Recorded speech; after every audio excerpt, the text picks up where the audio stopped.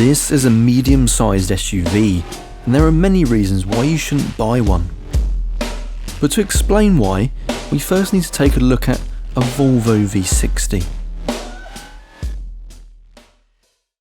Unfortunately, these days a lot of cars on the road are frankly big, pointless SUVs, which does annoy me a little bit, especially when you can get something like this, a new Volvo V60. Not only does it look very smart overall, but it also has enough space inside for a decent sized family. So why not just buy one of these instead? It also has a very reliable 2-litre turbocharged engine with 250 horsepower. And with this R-Design T5 model, you get a more sporty feel all round and uprated suspension. So far, a much better choice then. But is it all style and no substance? Let's find out.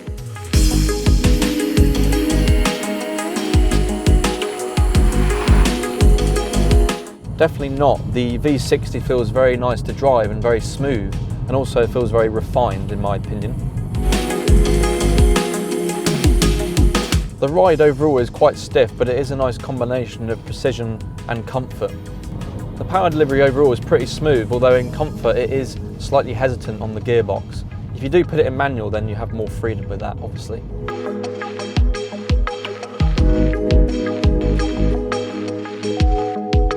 The engine has the perfect amount of power for a family car like this, in my opinion. So you do get a nice amount of performance out of it, whilst also being very civilised and practical. Now the MPG you get with this car isn't amazing. You're better off getting one of the diesels. It averages around 30 to 35 miles per gallon. So if you are looking to buy one of these, maybe go for the diesel option, but obviously the petrol one is more fun.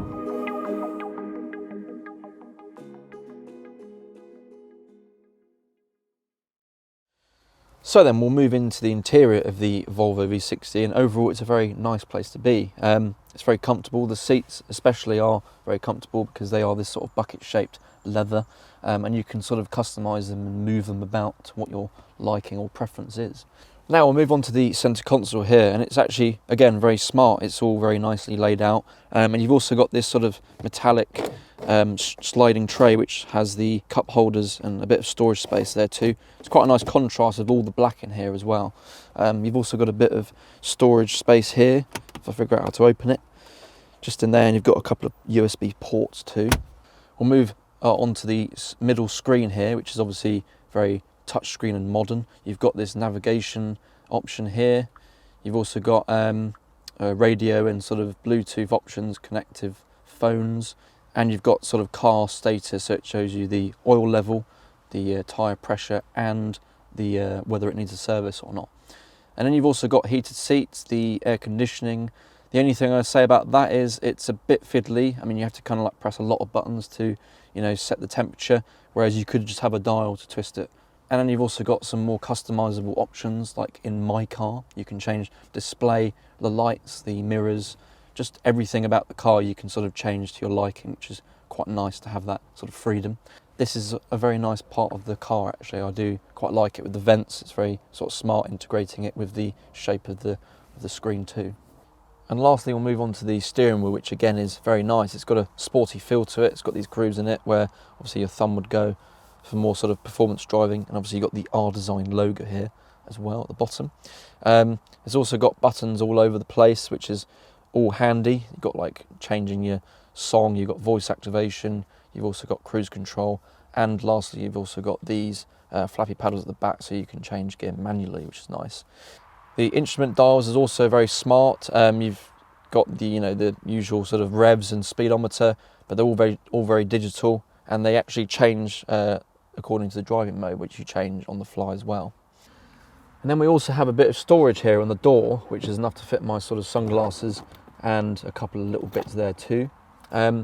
One thing I do like about this car is the sort of small windows, which gives that more sporty feel inside, although it is a little bit dark in here at times. And one more thing I do like about this car is it has an automatic seating position preset.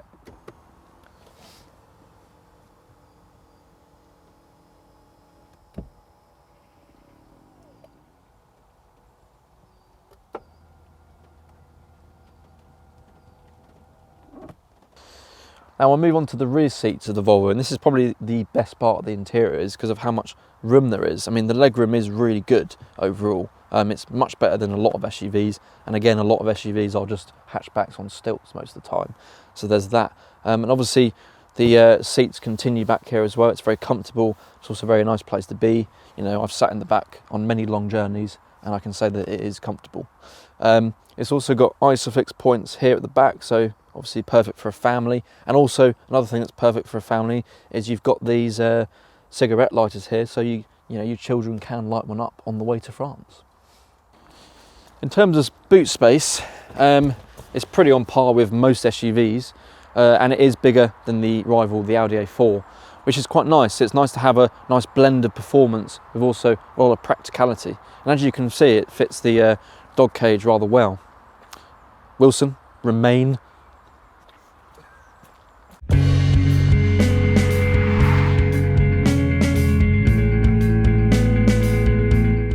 Not to be outdone by the competition, the Volvo does have options to personalise the driving experience overall. For example, you can make the steering wheel lighter or heavier. You can also change the feel of the pedals, the braking and the accelerator. And you also have the driving modes here. So if I can press this button here, you can put it into Eco, obviously for efficient driving. That changes the dash and sort of limits the revs. Comfort, which is, you know, for everyday use, that's the one you'll be using mainly. That obviously makes everything nice and comfortable. And dynamic, which obviously opens the valve and exhaust, downshifts, and makes the throttle response more, you know, lively. So we're currently on the motorway to demonstrate some safety features this car has. Obviously it has cruise control, which I've mentioned before. That's pretty standard. It also has lane assist, which obviously everyone knows about now. It's pretty standard on most cars, but it also has a feature where on cruise control you can choose the distance you want to be from the car in front using some sensors on the car, which is quite clever. Overall, it makes the motorway driving very easy, and it's a great motorway cruiser.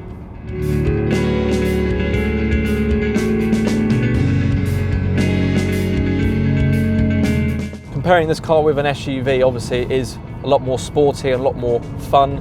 You do get the practicality with it. So in my opinion, I would go for this over an SUV purely because of the driving experience is much better overall. So then, let's answer the question of why you should buy an estate over an SUV. Well, firstly, you get roughly the same amount of room inside without any deficit on the performance, and you'll most likely stand out from the crowd. Personally, I think the Volvo especially is a good choice due to how smart the design is and the way it drives. Plus you get a lot of cool features on the car too. Overall much better than the competition in my opinion. So there we are, that's the Volvo V60 review, and hopefully I've explained why this is a lot better than lots of SUVs. It's a nice blend of performance and practicality all round. So if you did enjoy this review, then make sure you subscribe, and we'll see you next time.